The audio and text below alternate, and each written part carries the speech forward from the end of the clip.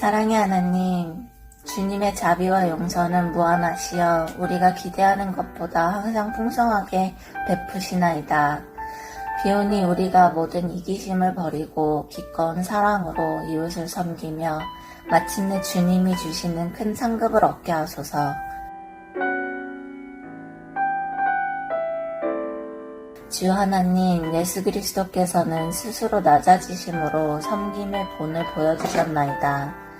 비오니 우리도 겸손과 순종으로 하나님과 이웃을 섬기며 살게 하소서.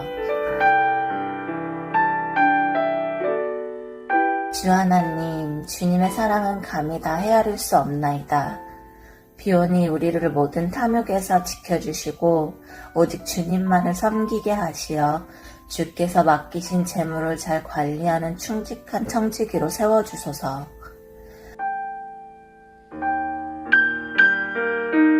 사랑의 하나님, 예수 그리스도께서는 우리가 지극히 작은 자에게 베푸는 사랑이 주님께 행한 일이라고 가르쳐 주셨나이다. 비오니 주께서 자신을 낮추시어 이 세상에 오신 것처럼 우리도 이웃을 섬기며 살게 하소서. 예수님의 이름으로 기도합니다. 아멘.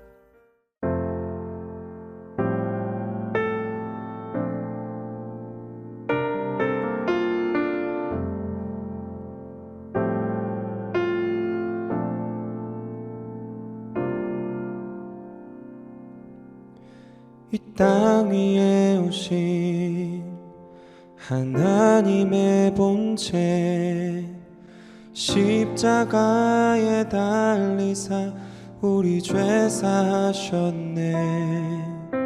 하나님이 그를 지극히 높여 모든 이름 위에 뛰어난 이름을 주사 우리 예수 이름 앞에 절하고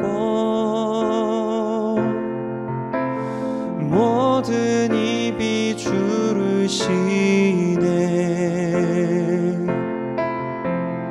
영광 중에 오실 주를 보리라. 선포해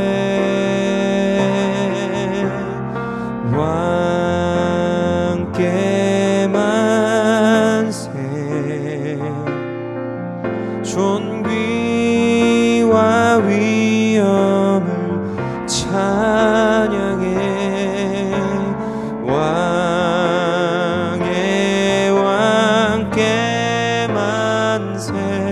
주 예수 하나님.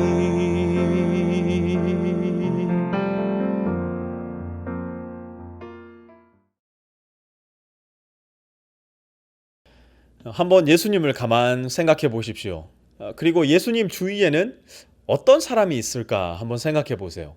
거룩한 옷을 입고 어깨 쭉지에는 날개를 달고 머리 위에는 동그란 링을 달고 있는 천사와 같은 사람들이 예수님 주위에 있다 생각하시는 분들은 아마 예수님을 오해하고 있을 가능성이 굉장히 높아요. 왜냐하면 예수님은 이 땅에서 공생애를 사시는 동안 우리의 기대와는 정반대 종류의 사람들과 흔히 어울리셨기 때문인데요. 10절 말씀부터 오늘 함께 보시도록 하시죠. 예수께서 집에서 음식을 드시는데 많은 세리와 죄인이 와서 예수와 그 제자들과 자리를 같이 하였다. 그 당시 유대인들 사이에서 가장 악명 높은 죄인은 바로 세리였습니다. 우리말로 하자면 이들은 나라를 통째로 팔아먹어 동포들의 등골을 빼먹는 매국노 중에 매국노였어요.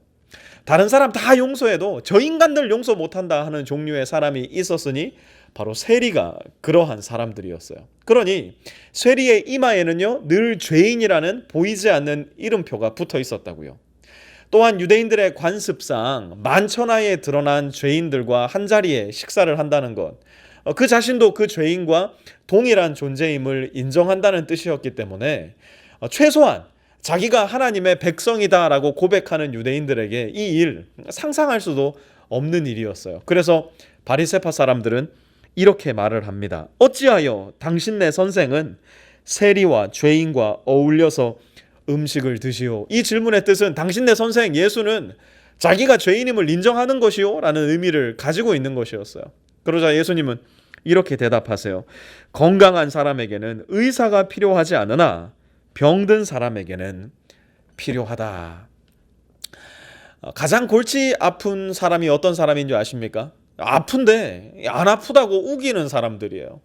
빨리 병원 가서 치료받아야 되는데 자기는 괜찮다고 바득바득 우기는 사람. 하나님의 눈에도 이런 사람들이 제일 골치 아플 것 같아요. 빨리 예수님 앞에 나와서 예수님의 자비와 은혜의 손을 잡아야 죽음에 이르는 병에서 치료를 받을 텐데 자기는 괜찮다는 거예요. 나 정도만 되면 하나님이라도 당연히 받아줘야지 스스로 나의 죄된 병을 고칠 수 있다고 생각하는 거예요. 왜요? 나는 정기적으로 병원도 다니고 약도 먹거든요. 그런데 문제는 뭡니까? 내가 가는 그 병원에는 진짜 의사가 없다는 거예요. 내가 먹는 그 약은 옛날 우리 군대에서 머리 아파도 주고 배 아파도 주고 근육통이 있어도 주던 지금도 정체불명의 하얀 알약에 불과하다는 거예요. 그럼에도 불구하고 자기는 건강하다 믿고 있으니 진짜 의사를 찾지 않는 것이죠. 그러나 자기가 죄인임을 인정하는 사람, 자기가 영혼의 병을 앓고 있다는 것을 아는 사람은요, 다릅니다. 절박해요. 간절해요. 내 영혼의 의사 되신 예수님이여, 나를 만나 주십시오. 나와 함께 해 주십시오. 나의 있는 모습 그대로 죄인으로서의 정체성을 가지고 예수님께 나오는 거예요. 예수님은 그들을 만나 주시고 함께 먹고 마시며 그들을 고쳐주신다는 거예요. 그러나 유대인들의 오해는 여전했어요. 14절 한번 보십시오. 우리와 바리새파 사람은 자주 금식을 하는데 왜 선생님의 제자들은 금식을 하지 않습니까? 여전히 은혜가 아닌 행위 중심의 종교 생활을 하고 있었던 유대인들의 눈에 예수님은 기이하기 짝이 없는 분이었어요. 규격과 틀, 정해진 종교 생활의 관습이 예수님 앞에서는 그만 힘을 잃어버렸기 때문이었어요. 그런 그들에게 예수님은 우리에게 참 익숙한 말씀을 하십니다. 16절과 17절인데요. 생배 조각을 낡은 옷에다 대고 깁는 사람은 없다. 그렇게 하면 새로 된 조각이 그 옷을 당겨서 더욱더 크게 찢어진다. 새 포도주를 낡은 가죽 부대에 담는 사람은 없다. 그렇게 하면 가죽 부대가 터져서 포도주는 쏟아지고 가죽 부대는 못 쓰게 된다. 새 포도주는 새 가죽 부대에 담아야 둘 다 보존된다. 하나님의 말씀이 육신이 되신 예수 그리스도는 세상에 존재하던 모든 종교 체계와는 완전히 다른 모습을 가지고 있었어요. 인간의 노력과 열심으로 신을 향해 차곡차곡 올라가던 사다리식 종교 체계를 하나님은 우리에게 주지 않으셨어요. 오히려 신의 열심과 사랑으로 인간에게 내려오시는 성육신적 관계를 하나님은 우리에게 가르쳐 주셨어요. 그럼에도 불구하고 하나님의 선민이라 일컬음을 받던 유대인들은 스스로 하나님께 다다르고자 성과 없는 영혼의 땀방울을 흘리고 있었던 것이죠. 예수님은 그런 그들에게 말씀하세요. 너희가 나에게 오는 것이 아니라 내가 너에게 먼저 가는 것이다. 그것이 바로 나의 은혜이고 그것이 바로 나의 사랑이다. 예수님은 바로 이것을 새 포도주와 새 가죽 부대라 말씀하고 계시는 거예요. 그 누구도 어떤 종교와 철학 체계도 이러한 신을 사람들에게 제시하지 않았으니까요. 우리는 의인이 아니에요. 우리는 결코 하나님을 향해 단 한 발자국도 먼저 가까이 갈 수 없는 존재들이에요.